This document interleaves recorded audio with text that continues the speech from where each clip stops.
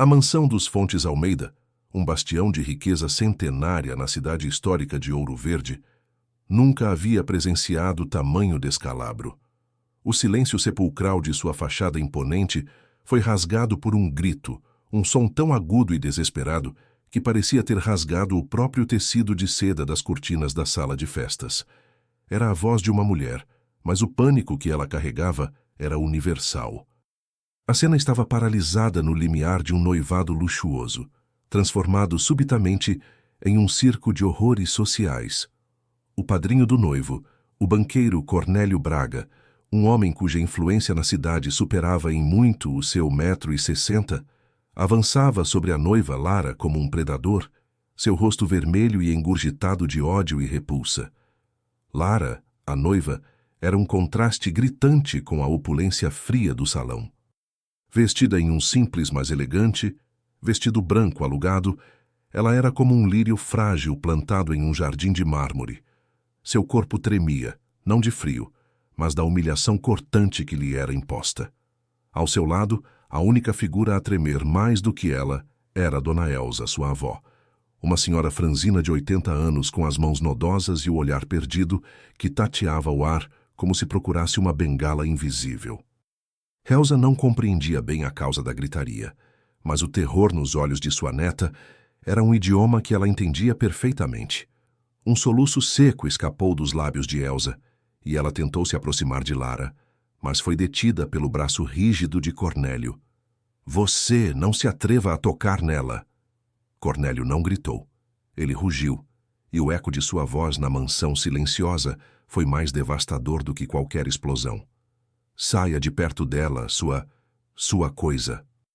Eu já disse e repito na frente de todos esses ilustres convidados, este casamento não vai acontecer. Meu afilhado, o herdeiro de toda essa linhagem, não vai se juntar à escória. Você acha que pode vir com suas roupas de feira, seus modos grosseiros e essa sua avó, e manchar o nome dos Fontes Almeida? Você veio da miséria e para ela você deve voltar. O silêncio que se seguiu à sua diatribe foi mais pesado que a pedra. O noivo Ricardo estava imobilizado, pálido, dividido entre a lealdade ao seu poderoso padrinho e o amor agora tão frágil por Lara. Seus olhos encontraram os dela por um instante fugaz, e Lara viu ali a hesitação, a semente da covardia que a feriu mais do que as palavras de Cornélio. Era esse o homem que ela amava? Aquele que permitia que sua família, sua avó, fosse tratada com tal desprezo? Foi então que Cornélio deu o golpe final, seu rosto se contorcendo em uma máscara de nojo insuportável, e ele apontou um dedo trêmulo para o chão polido da mansão. A frase que ele proferiu não foi apenas uma agressão, mas uma sentença que congelou o sangue em todas as veias presentes. Volte para sua favela. O grito rasgou o ar e atingiu Lara no centro do peito, fazendo-a cambalear. Dona Elsa soltou um gemido, e foi nesse momento de humilhação máxima, quando a dignidade de Lara estava sendo pisoteada publicamente, que uma nova figura surgiu, deslizando pela lateral do salão. Não era o noivo, nem outro convidado de alta estirpe. Era a cozinheira da casa, a senhora Maria, uma mulher de meia-idade com um avental impecável, mas com os olhos de fogo e a postura de uma general. Maria não se moveu rapidamente, mas com uma calma deliberada que era mais ameaçadora do que a histeria. Ela se colocou entre Cornélio e Lara. Seus olhos se cravaram nos de Cornélio, uma fúria silenciosa, mas absoluta. Em sua mão, ela carregava um copo d'água, que ela ofereceu a Dona Elsa, ignorando totalmente a presença do banqueiro. Elsa, sem saber o que fazer, pegou o copo, suas mãos tremendo. Calma, querida, disse Maria, sua voz baixa e firme, contrastando com o caos. Respire fundo. Não deixe que a sujeira dos outros manche a sua pureza. Há pessoas que só conseguem enxergar o chão de onde você veio, porque elas nunca tiveram a força para subir. Ela se virou, finalmente, para Cornélio, e a frase de impacto que proferiu não foi um insulto, mas uma profecia sombria, dita com uma segurança de quem carrega um segredo pesado. Senhor Cornélio, o senhor não sabe com quem está falando. O destino costuma cobrar caro a quem pisa em alguém por causa do lugar onde nasceu. A humildade, meu senhor, muitas vezes esconde uma força que nem todo seu dinheiro pode comprar. E a senhora Lara? Maria olhou para a noiva, seu olhar infundindo uma coragem instantânea no coração da moça. A senhora Lara não vai voltar para a favela. Ela tem mais história e mais futuro do que essa família inteira pode imaginar. Lara, respirando fundo o cheiro familiar da pobreza que Cornélio lhe jogava na cara, mas agora também sentindo o calor da defesa de Maria, engoliu o nó da garganta. Ela olhou para Cornélio, depois para Ricardo, e uma determinação fria se acendeu em seus olhos. Ela se lembrou da última conversa que tivera com sua mãe, anos atrás, sobre um documento secreto, uma promessa antiga, algo sobre a verdadeira origem da fortuna dos Fontes Almeida. Sua mãe sempre dizia: "Se um dia te humilharem, minha filha, lembre-se de quem você é de verdade. Você é a guardiã de uma verdade." Esse mistério, esse segredo enterrado, era o motivo pelo qual ela tinha vindo para Ouro Verde em primeiro lugar, muito antes de conhecer e se apaixonar por Ricardo. Ela veio em busca de justiça, e o amor se tornou um acidente bonito no caminho. Cornélio riu, uma risada gutural e incrédula. "Que drama barato!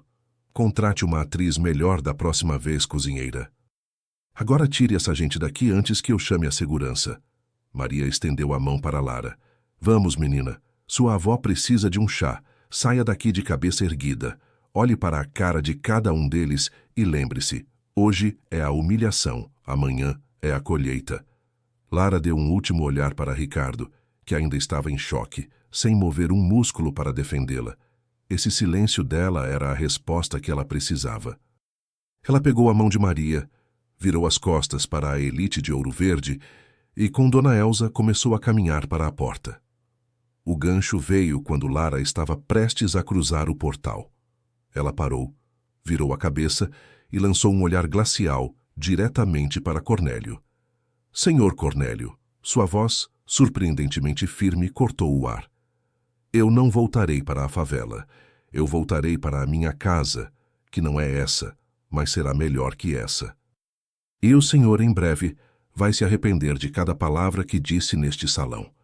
A porta se fechou com um estrondo silencioso, deixando para trás o noivo paralisado, a elite chocada e Cornélio com uma sensação incômoda de que havia acabado de despertar um gigante. O que a noiva pobre queria dizer com aquilo? O que ela tinha que podia ser melhor que a mansão dos Fontes Almeida? Lara e Dona Elsa seguiram em silêncio no banco de trás do carro de Maria, o velho Opala que cheirava a fubá e baunilha, um cheiro de conforto que contrastava com o perfume frio e caro da mansão que acabavam de deixar. O contraste entre o luxo onde Lara quase se casou e a modesta casinha de alvenaria em Pindorama, o bairro humilde onde moravam, era um abismo. Mas para Lara, Pindorama, com suas ruas de terra e o barulho de crianças jogando bola, era um porto seguro, um lugar de verdade, onde a falsidade não podia prosperar. Lara apertou a mão de Dona Elsa, sentindo a pele fina e enrugada da avó. Elsa, mesmo confusa, parecia ter captado a dimensão da humilhação. Seus olhos marejados se fixaram em Lara, e ela apenas sussurrou: "Onde o coração é de pedra, a palavra não tem valor, minha neta. Não chore pelo que foi perdido." Essa sabedoria simples e sofrida era o alicerce de Lara.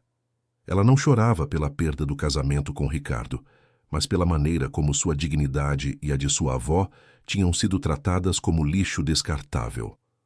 O passado de Lara era a chave para entender sua resiliência e a forma como ela havia enfrentado Cornélio.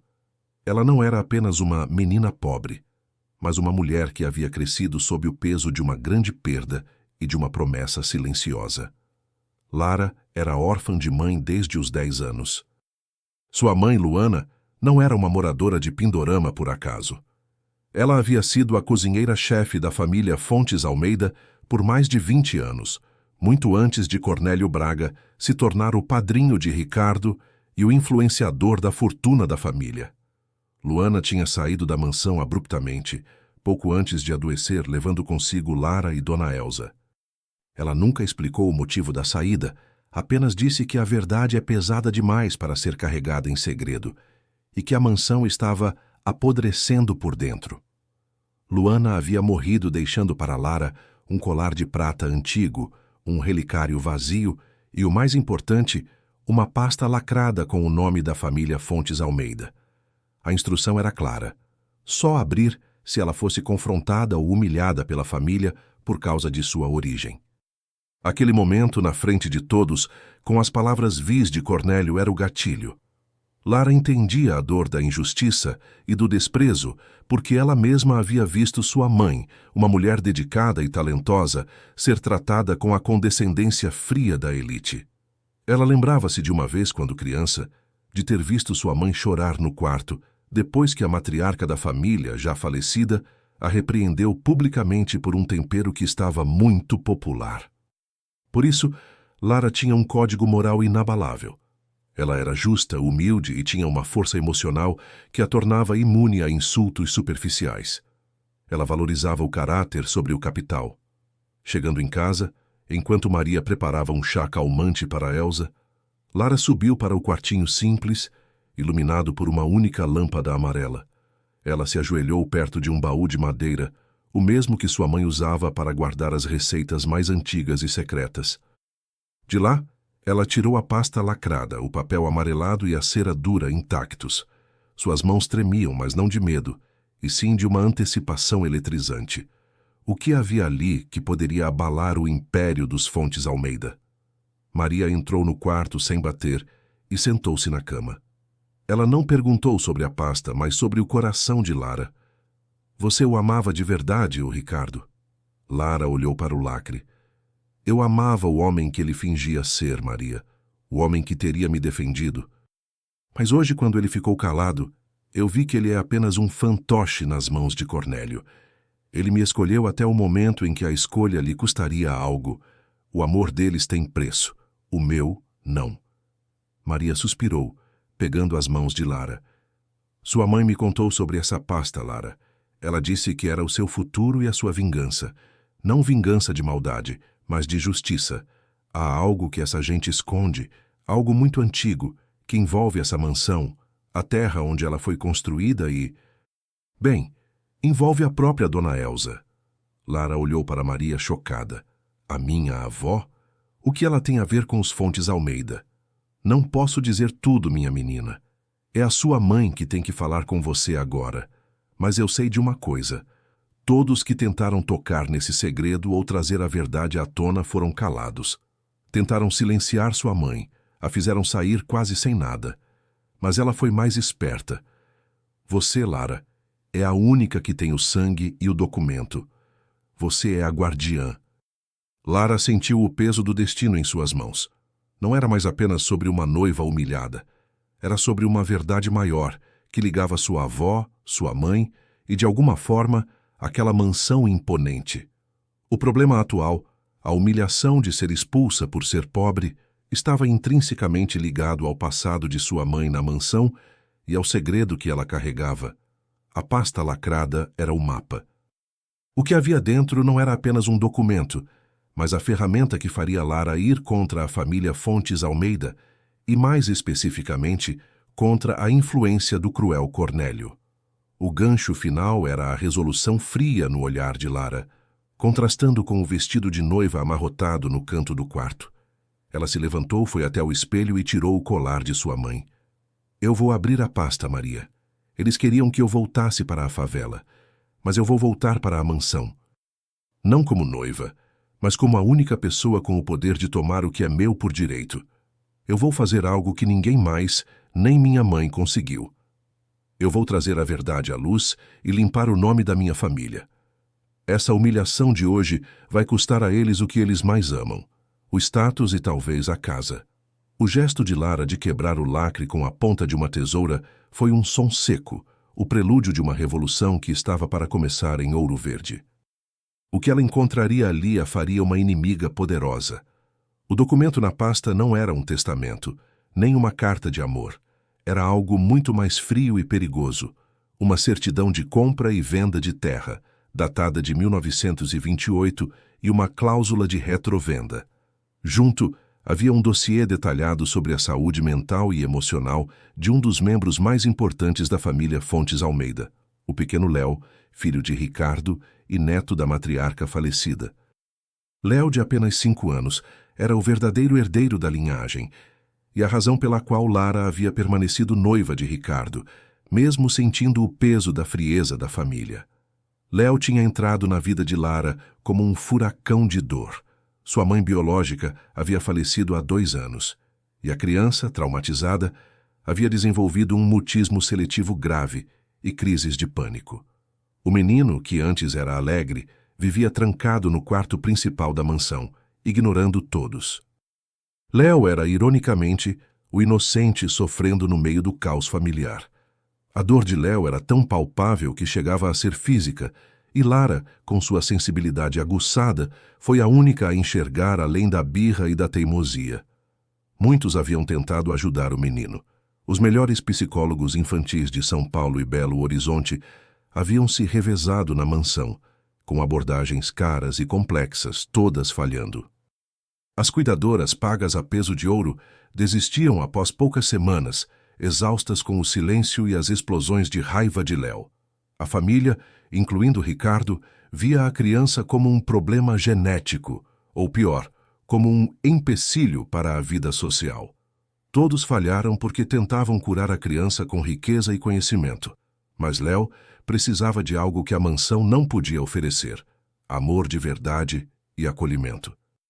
Lara se aproximou de Léo pela primeira vez, não como a noiva de seu pai, mas como alguém que entendia o silêncio. Ela o encontrou escondido sob a mesa da copa, o corpo tremendo, os olhos fixos no chão. Em vez de chamá-lo ou forçá-lo a sair, Lara apenas sentou-se no chão, encostada na parede, e começou a cantarolar baixinho uma cantiga de ninar antiga que sua mãe cantava para ela. Era uma melodia simples, sem palavras, mas cheia de melancolia e calor. Ela não o olhava. Ela apenas existia no mesmo espaço, oferecendo sua presença sem demanda. Naquele dia, Léo não saiu debaixo da mesa, mas ele parou de tremer. Era a primeira mudança em meses. Lara repetiu o ritual todos os dias, por horas, na frente dos olhos curiosos e desconfiados dos empregados. Ela levava consigo apenas um pequeno livro de histórias, ou às vezes, um pedaço de massa de modelar que ela amassava lentamente, sem convidar Léo a participar. Ela apenas demonstrava que a vida podia ser lenta e segura. Em uma tarde de chuva, a transformação aconteceu. Lara estava sentada no chão, amassando a massa de modelar, fazendo formas estranhas e imperfeitas. Léo finalmente saiu de seu esconderijo. Ele não falou, mas se arrastou pelo chão até o lado de Lara e seu pequeno dedo, hesitante, tocou a massa. Lara não fez festa, não sorriu de forma efusiva. Ela apenas cedeu o pedaço que estava em sua mão. Léo pegou, e pela primeira vez em anos um som escapou de seus lábios. Um pequeno e suave suspiro. Ele estava se comunicando, mesmo que de forma silenciosa e através do toque. Ricardo estava observando a cena de longe, do alto da escadaria. Ele havia vindo verificar se Lara estava incomodando o filho, como Cornélio havia sugerido. O que ele viu o atingiu como um raio. Seu filho, que parecia um fantasma, estava interagindo, concentrado na massa de modelar, ao lado da mulher que ele estava prestes a se casar. O rosto de Léo, antes uma máscara de tristeza e pânico, estava calmo. Ricardo desceu as escadas, as mãos nos bolsos, incapaz de articular uma palavra. Ele viu o gesto simples e profundo de Lara, a paciência infinita, e comparou com todas as abordagens caras e fracassadas dos especialistas. Lara não o curou com dinheiro, mas com a alma. Lara, ele disse, a voz rouca, quase um sussurro, como você fez isso? Ninguém conseguiu. Lara olhou para ele, mas seus olhos estavam fixos em Léo. Ele não está quebrado, Ricardo. Ele só está ferido. Ele precisava de alguém que sentasse na poeira com ele e lhe dissesse: está tudo bem. Eu entendo a sua dor. Eu também já estive sob a mesa. E eu entendo, porque quando minha mãe morreu, eu também não conseguia falar.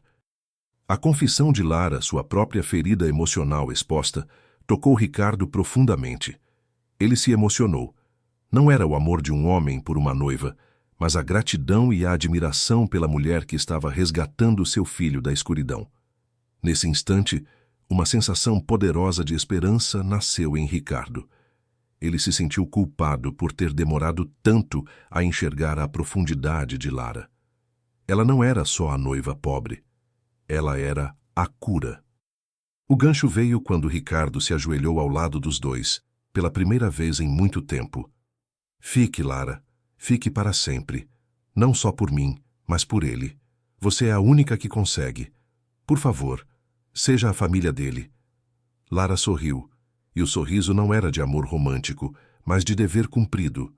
Ela aceitou, mas em seu coração, a decisão de ir atrás da verdade do documento ainda queimava. Ela faria justiça, sim, mas precisava estar perto de Léo. A permanência dela na mansão, agora como a salvadora do herdeiro, e não apenas a noiva, era o que a levaria inevitavelmente ao confronto com o verdadeiro mal que rondava aquela casa. A esperança que havia nascido no coração de Ricardo era um veneno lento para Cornélio Braga. O banqueiro, padrinho de Ricardo e principal conselheiro financeiro dos Fontes Almeida, era, na verdade, o regente de fato da fortuna da família. Sua obsessão não era apenas manter o status social, mas garantir que o poder sobre o vasto patrimônio permanecesse inquestionável. Ele não tinha filhos, e Ricardo, embora fosse seu afilhado, era apenas uma peça no tabuleiro. O medo central de Cornélio era perder o controle, o dinheiro, o poder e, acima de tudo, a influência sobre a mansão Ouro Verde, que ele via como sua de direito. Cornélio havia tolerado o noivado com Lara como um capricho passageiro de Ricardo, algo que ele desmantelaria no momento certo, o que ele tentou fazer no dia da festa. Mas a humilhação pública falhou. E o que era pior, Lara não apenas não foi embora, como agora tinha uma razão legítima, irrefutável e emocionalmente vital para permanecer. Ela era a única pessoa capaz de trazer Léo, o herdeiro legítimo, de volta à vida. O vilão principal não agia com histeria, mas com a frieza calculista de um predador.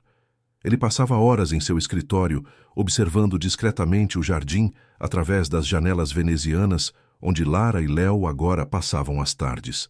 A visão da simplicidade de Lara conquistando a pureza de Léo era um tormento para ele. Ele via a conexão entre o protagonista humilde e o rico, e entendia o perigo. Se Ricardo se apegasse a Lara por causa de Léo, a influência de Cornélio diminuiria até evaporar. A mulher pobre se tornaria uma conselheira, uma madrasta. E pior, alguém que poderia investigar o passado da família. Em uma tarde, Cornélio desceu à cozinha. Maria, a cozinheira, lavava legumes com uma calma irritante. Maria, ele começou com uma voz untuosa. Estou impressionado com a devoção da senhorita Lara a Léo. É claro que ela é uma garota simples, com necessidades simples. Não é de se estranhar que, com tanto esforço, ela acabe pensando em algum tipo de recompensa. Maria não parou de cortar os legumes. Recompensa? Ela está resgatando a alma do menino, Sr. Cornélio. O que poderia ser mais valioso do que isso? Um aumento de salário? Ela ironizou, mantendo o tom neutro. Cornélio sorriu de forma venenosa. Não, Maria. Estou falando de coisas maiores. Talvez ela esteja se apegando demais ao nosso Ricardo. Talvez ela veja essa cura de Léo como um atalho para se casar com ele e, quem sabe, gerenciar a fortuna. Pessoas simples, você sabe, são facilmente seduzidas pelo brilho. A frase era uma manipulação sutil, plantando a ideia de que Lara, por ser de origem humilde, tinha que ser interesseira. Cornélio usava a desconfiança social como arma. Ele queria que Maria e os outros empregados passassem a observá-la não como uma heroína, mas como uma golpista astuta. Ele sabia que o fofoqueiro de dentro da casa era mais eficiente que qualquer detetive. Ele continuou, sua voz baixando até um cochicho confidencial. Ela está passando muito tempo na ala de Léo. É a ala onde também fica o escritório da falecida matriarca. Você, Maria, que conhece a casa há tanto tempo, sabe que existem documentos valiosos ali, joias de família. É um risco ter uma estranha com livre acesso. Eu apenas me preocupo com a segurança do nosso patrimônio. Naquele momento, Cornélio estava plantando uma semente de desconfiança nos ouvidos certos, mas também estava revelando, sem querer, seu medo real. Ele estava preocupado que Lara pudesse encontrar a mesma pasta que sua mãe, Luana, havia encontrado anos atrás. Ele temia que a estranha tivesse acesso aos segredos que ele vinha guardando sob 7 chaves. A conversa com Maria não surtiu o efeito desejado na cozinheira, que era leal a Lara e sua mãe, mas ele replicou a insinuação em outras conversas com o mordomo e a governanta. Ele espalhou a ideia de que Lara estava bisbilhotando e que ela tinha um olhar estranho para os objetos de valor da casa.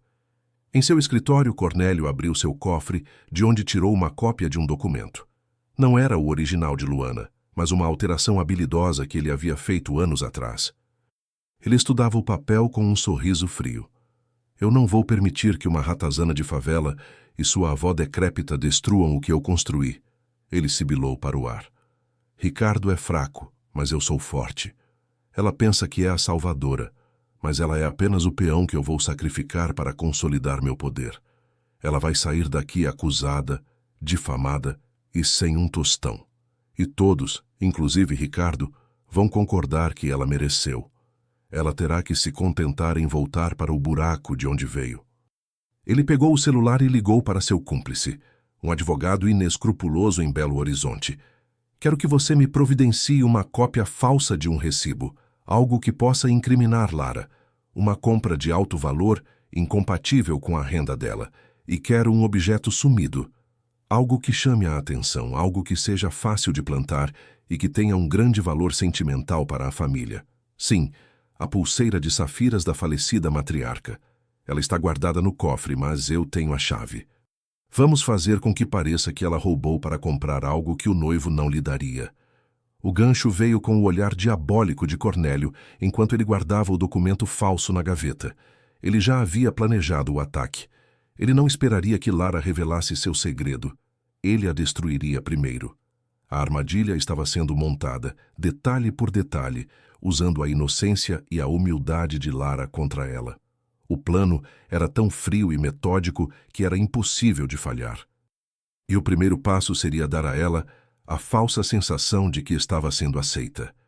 Nos meses que se seguiram, a mansão Fontes Almeida testemunhou uma metamorfose surpreendente. O que antes era um lugar de formalidade gélida e silêncio constrangedor se encheu de risos, calor e o aroma de bolos caseiros, cortesia da nova rotina imposta por Lara. Ela se tornou a âncora emocional da casa, especialmente de Léo. A rotina entre Lara, Léo e Ricardo era quase perfeita, a imagem idealizada de uma família que nunca existiu para o menino. As manhãs começavam com Lara lendo histórias em voz baixa para Léo no tapete da sala, não contos de fadas da realeza, mas narrativas sobre a vida simples no campo, sobre honestidade e sobre a força das pessoas que não têm nada além de suas palavras. Eles faziam as refeições juntos no café da manhã, uma mesa antes fria, agora cheia de conversas e planos para o dia. Ricardo se juntava a eles, atrasando sua ida ao escritório, apenas para testemunhar a felicidade radiante no rosto do filho. Ele e Lara trocavam olhares cúmplices, pequenos gestos de carinho que não precisavam de palavras. O toque sutil das mãos sobre a mesa, o sorriso silencioso quando Léo, pela primeira vez, gargalhava de uma piada. Um dos momentos mais tocantes era a hora do jantar. Léo, que antes só comia se estivesse sozinho e em silêncio, agora pedia que Lara preparasse um prato especial de sua avó, o bolo de fubá com goiabada. Maria, a cozinheira, ajudava Lara, e a cozinha, antes um ambiente de trabalho estéril, tornava-se o coração da casa. Em uma dessas noites, enquanto Ricardo admirava os dois, Léo se inclinou para Lara.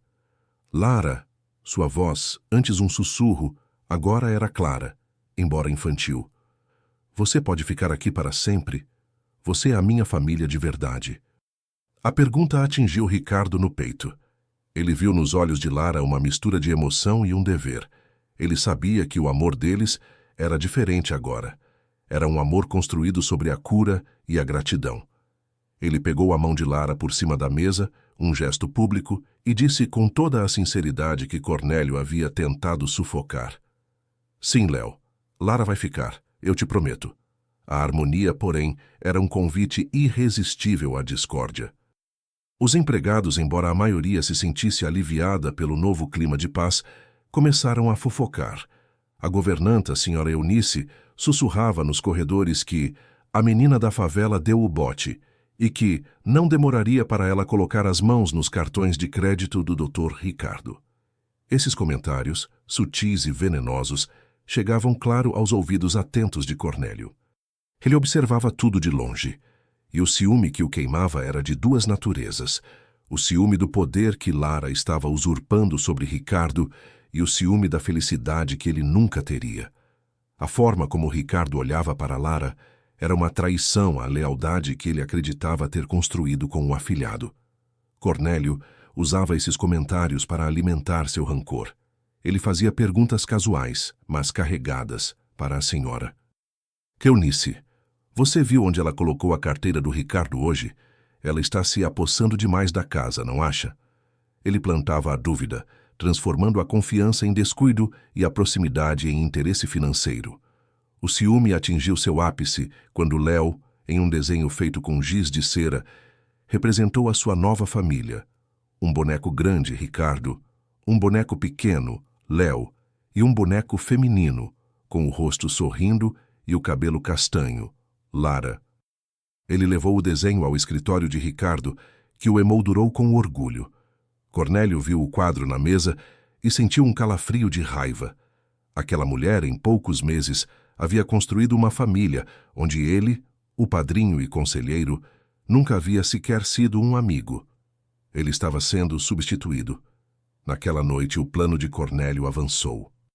Enquanto Lara, exausta, dormia em seu quarto de hóspedes e Ricardo estava em uma viagem de negócios de última hora orquestrada por Cornélio, o banqueiro entrou sorrateiramente na casa. Ele havia dado folga para Maria e o segurança da noite, alegando que faria uma reunião importante e não queria interrupções.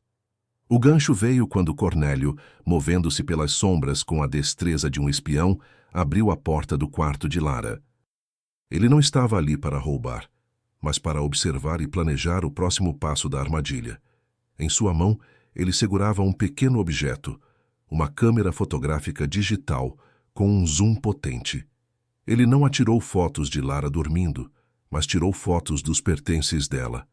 Uma sacola de compras de uma loja de grife cara, um presente de Ricardo que Cornélio faria parecer uma compra pessoal dela, o celular dela e, mais importante, o baú antigo de sua mãe, que Lara havia trazido para o quarto. Cornélio se aproximou do baú e viu que ele estava destrancado. Sua respiração acelerou. Ele não ousou tocar no conteúdo, mas tirou várias fotos do interior, como se documentasse o esconderijo de algo ilícito. Ele saiu do quarto com um sorriso frio, o clique silencioso da câmera sendo a única testemunha de sua trapaça. Ele tinha em mãos a prova visual de que Lara estava vivendo acima de seus meios e que tinha um compartimento secreto suspeito. A armadilha estava pronta para o passo mais crucial: plantar a isca e a prova definitiva. O plano de Cornélio era simples, cruel e infalível, pois jogava com a fragilidade da confiança de Ricardo. Ele usaria o objeto mais valioso e sentimental da família Fontes Almeida como isca. A pulseira de safiras da matriarca, uma joia que não era apenas cara, mas carregava a história de gerações, guardada em um cofre no escritório de Ricardo.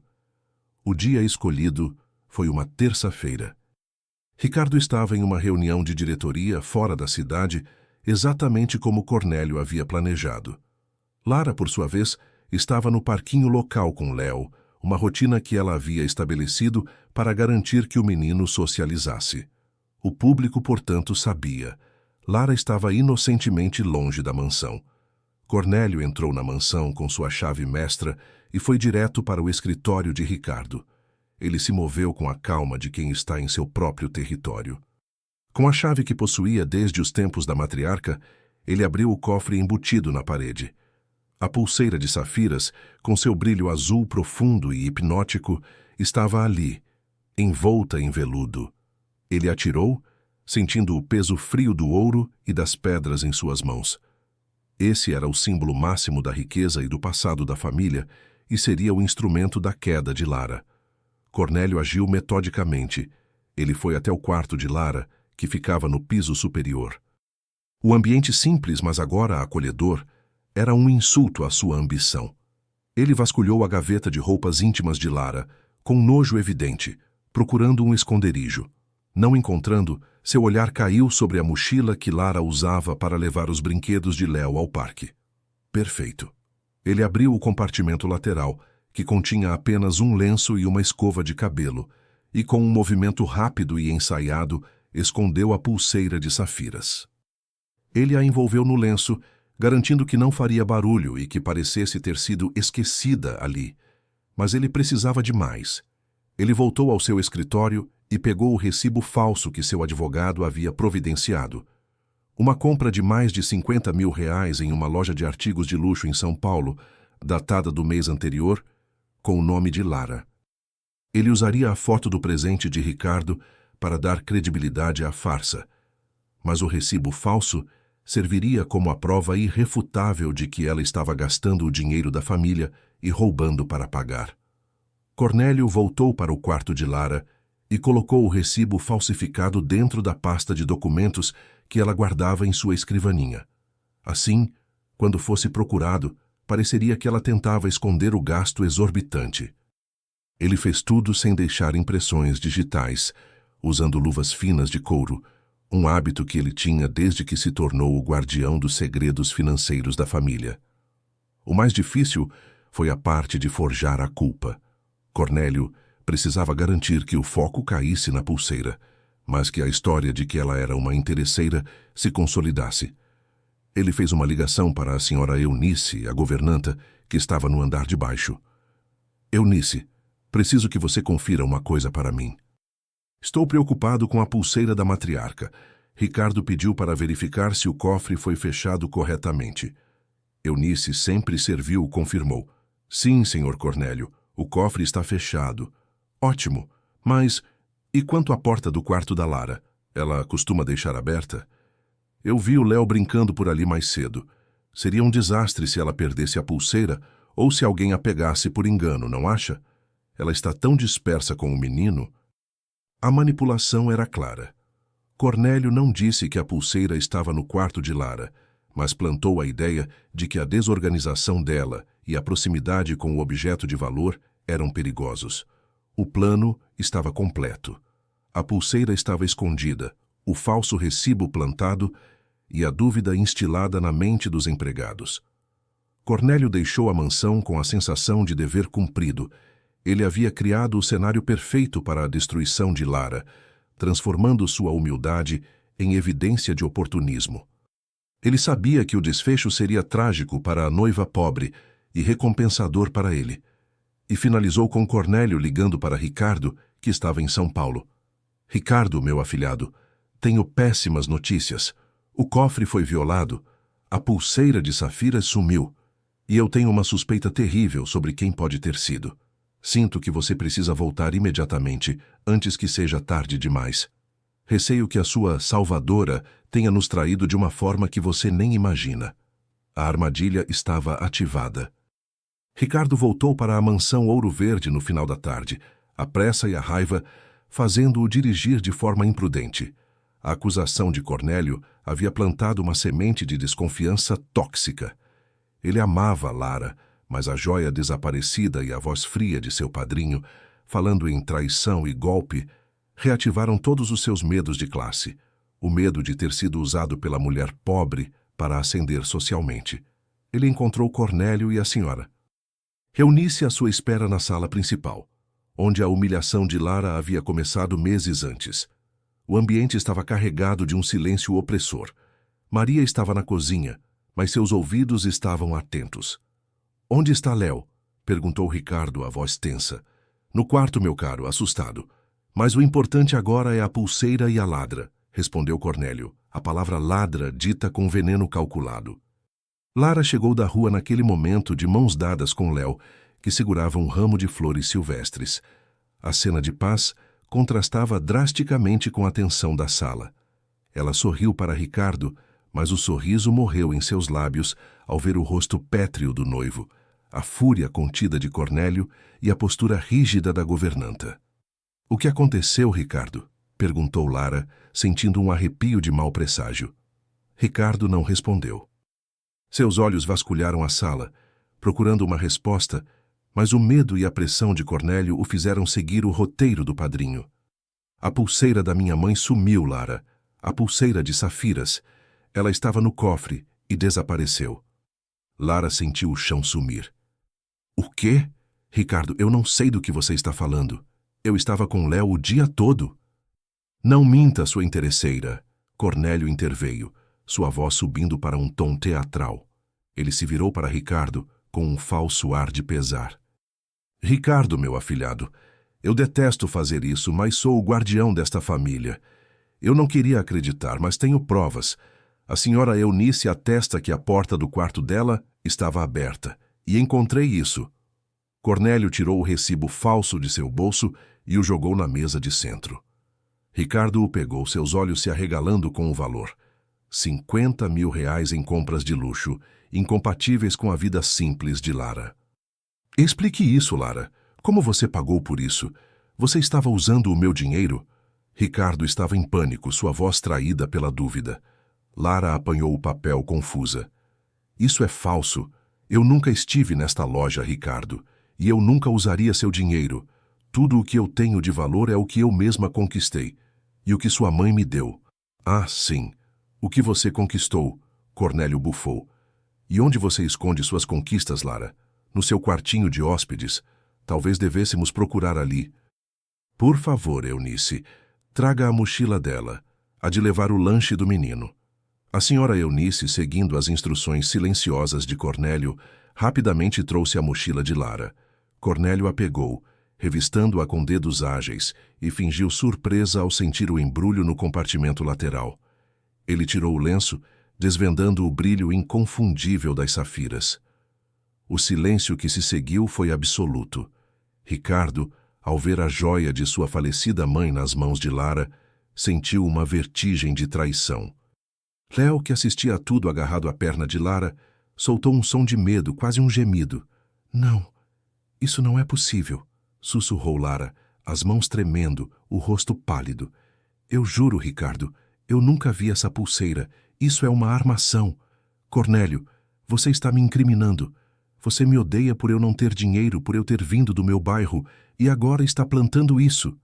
Cornélio a encarou com frieza suprema. "Eu não odeio você, querida. Eu apenas luto pela verdade e pela honra desta família.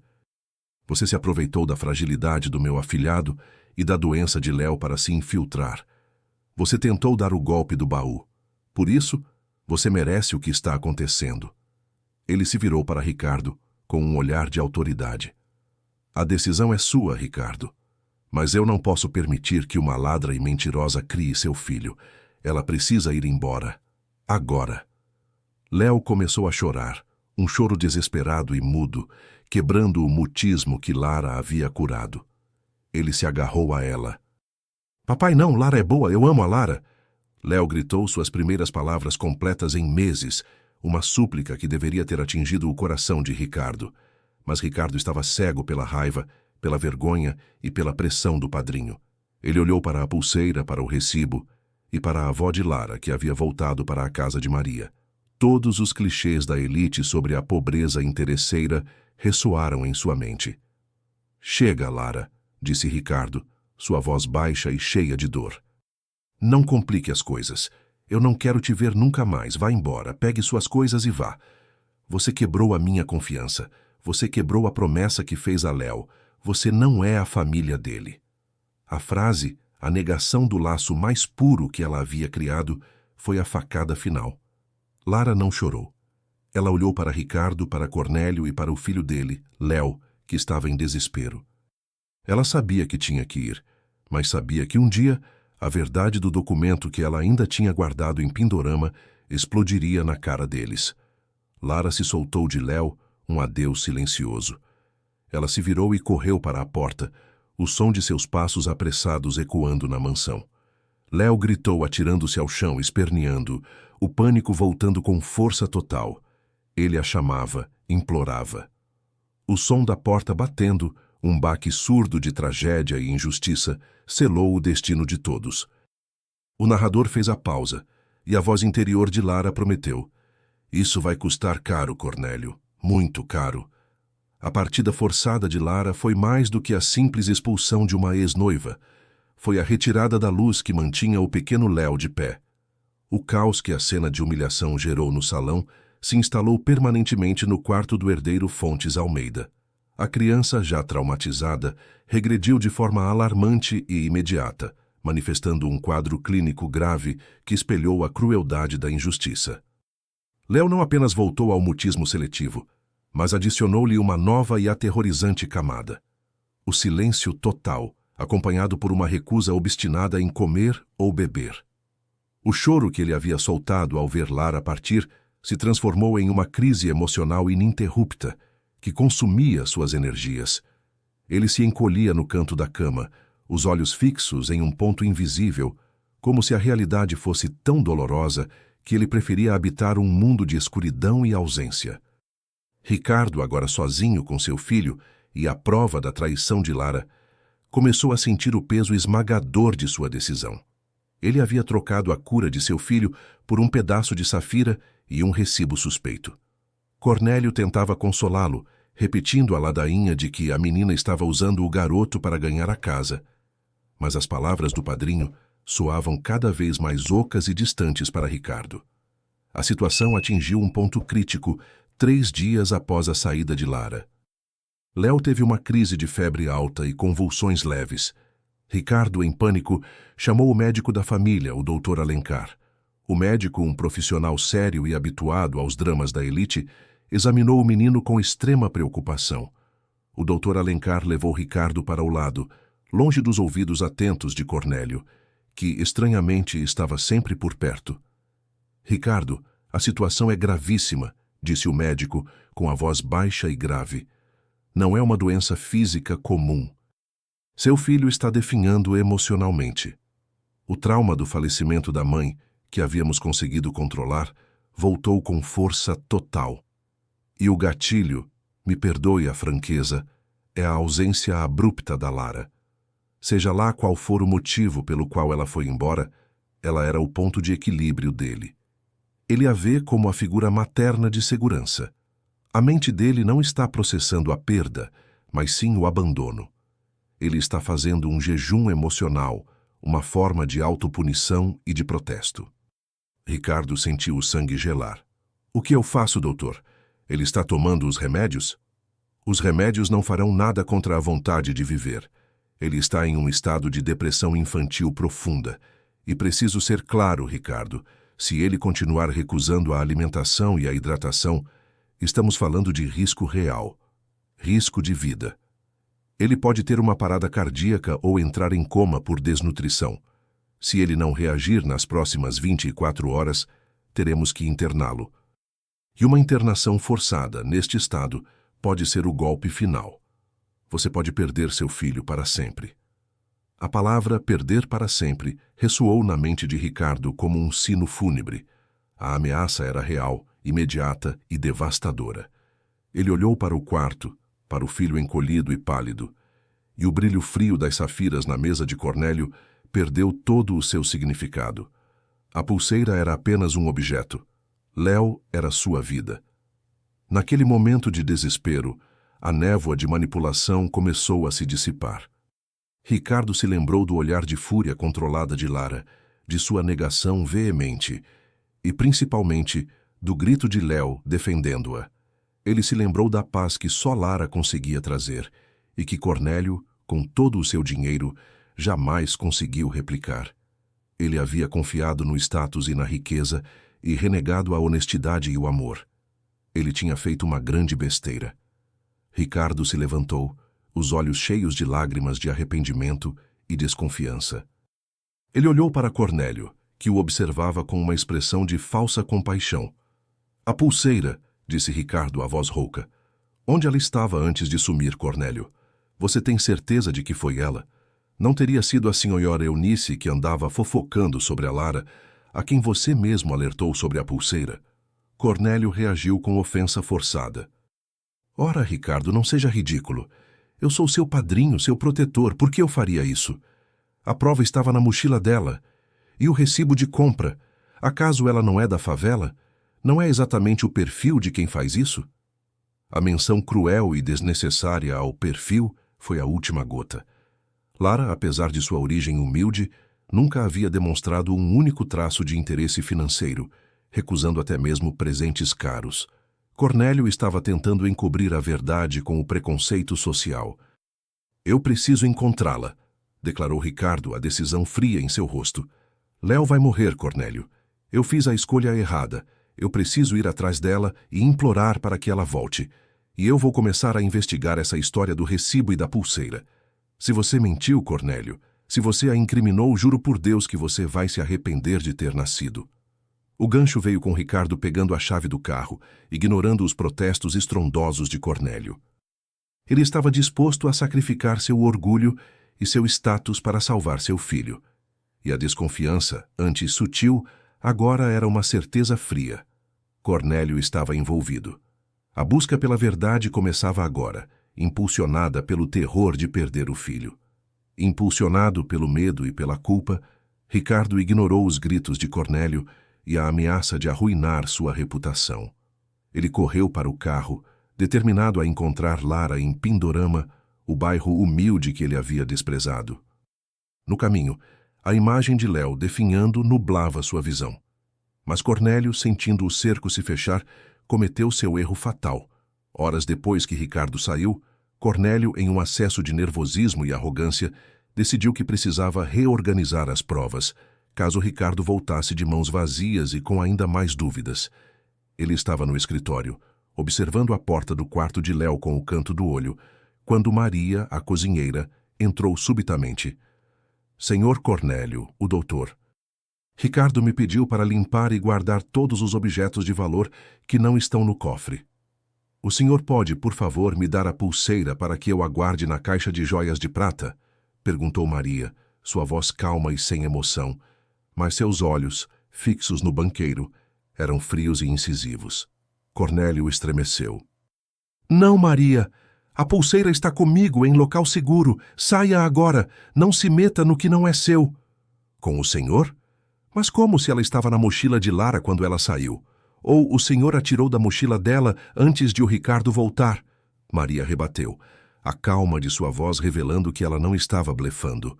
Cornélio, acuado, percebeu que Maria, aliada de Lara, o havia encurralado. Ele tentou disfarçar, mas o pânico o fez gaguejar. Eu a encontrei no chão do jardim depois que ela saiu. Ela a deixou cair. Maria sorriu, um sorriso pequeno, triste, mas vitorioso. O jardim. É uma pena, senhor Cornélio, que eu tenha visto o senhor saindo do quarto de Lara com uma câmera, momentos antes de a pulseira sumir. E é uma pena maior que a câmera de segurança da entrada do seu escritório, que o senhor pensa estar desligada. Grave tudo o que acontece aqui. Eu instalei aquela câmera para a minha patroa, a mãe de Ricardo, há anos. Ela sempre desconfiou de sua ganância, e ela me deixou a senha. O choque atingiu Cornélio como um martelo. Ele se sentiu exposto, nu. Você não pode provar nada, cozinheira. Ele rosnou, avançando sobre ela. Maria não recuou. Ela ergueu a mão, mostrando um pequeno celular. Eu não preciso provar. Ele já provou. Há anos, a mãe de Lara, Luana, me deixou este vídeo, gravado secretamente. O senhor não sabia, mas ela tinha medo de você. Este vídeo não é sobre a pulseira. É sobre a mansão Ouro Verde. A verdade explodiu ali no escritório de Ricardo, sob o olhar de terror de Cornélio. Maria apertou o play. O vídeo, granulado e antigo, mostrava a mãe de Lara, Luana, falando para a câmera. Mas a voz que se seguiu não era a dela.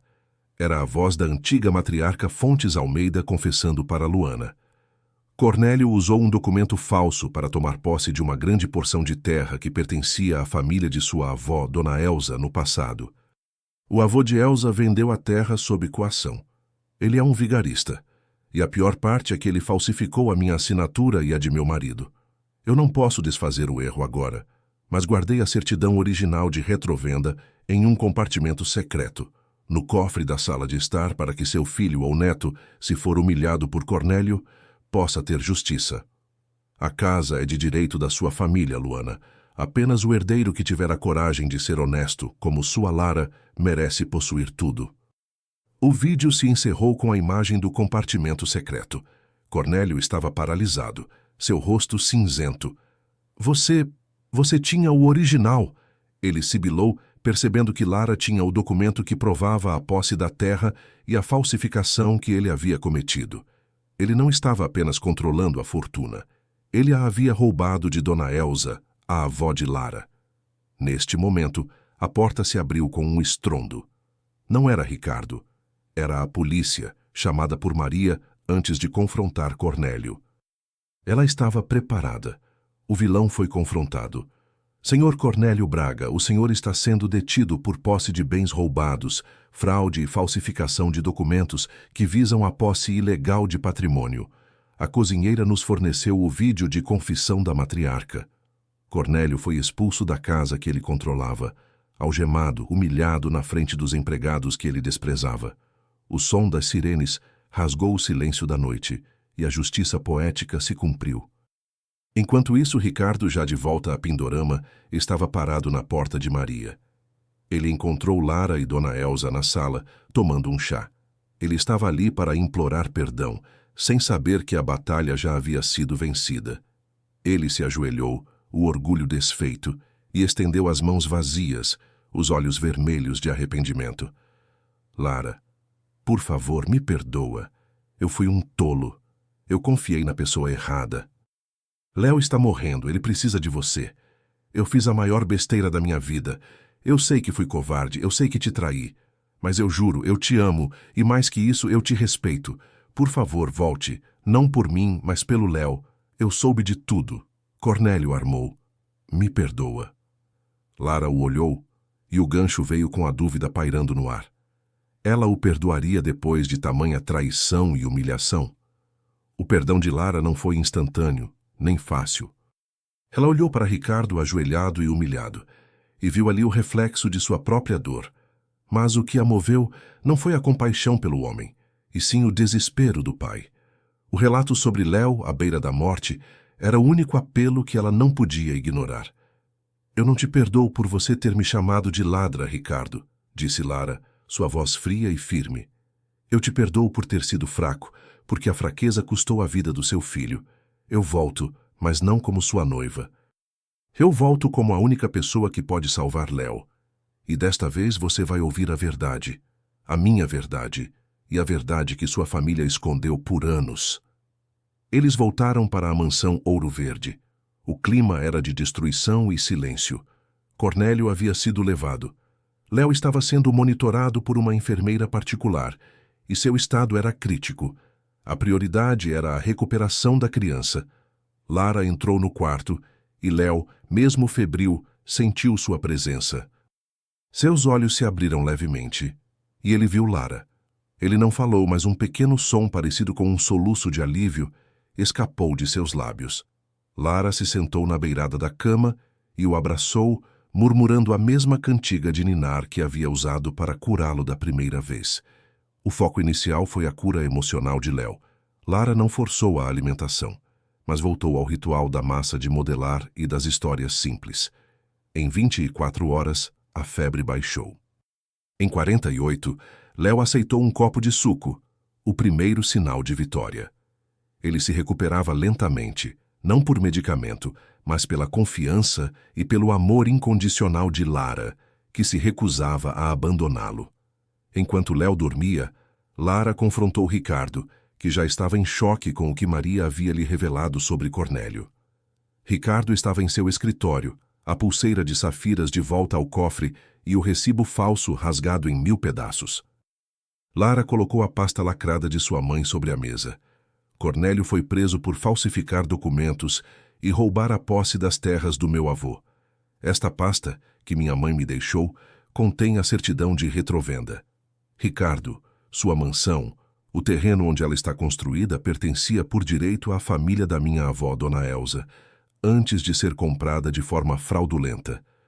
Ricardo leu os documentos, as mãos trêmulas. A verdade era mais dura e mais grandiosa do que ele imaginava. Lara não era uma oportunista, ela era a legítima herdeira, e ele, o filho de um legado manchado pela ganância. Lara, você poderia ter me mostrado isso antes, ele sussurrou, sentindo a ironia da situação. Você poderia ter tomado tudo. Eu não vim por dinheiro, Ricardo. Eu vim pela verdade da minha mãe. O casamento era apenas um caminho. Mas quando Cornélio gritou na frente de todos, volte para sua favela, ele me deu o gatilho para usar isso. E a única maneira de limpar a honra da minha família era provando que sou digna do que me foi roubado. Não é sobre ter a mansão, é sobre ter a justiça.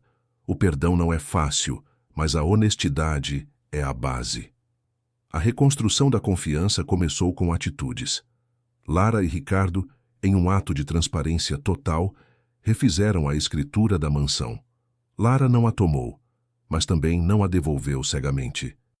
Ela estabeleceu uma sociedade de gestão, garantindo que o patrimônio de Léo estivesse protegido e que Dona Elza, sua avó, recebesse o ressarcimento e a homenagem devida.